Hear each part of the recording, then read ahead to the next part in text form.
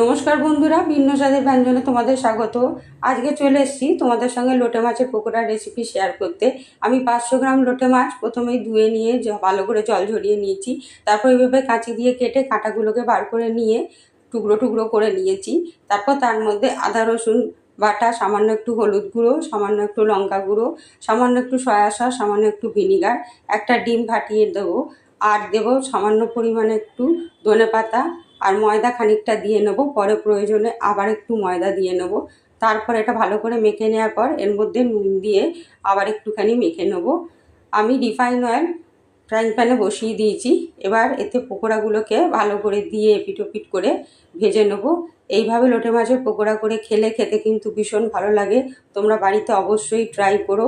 আর যদি আমার রেসিপিটা তোমাদের ভালো লেগে থাকে অবশ্যই লাইক শেয়ার করো আর চ্যানেলটাকে সাবস্ক্রাইব করতে ভুলো না।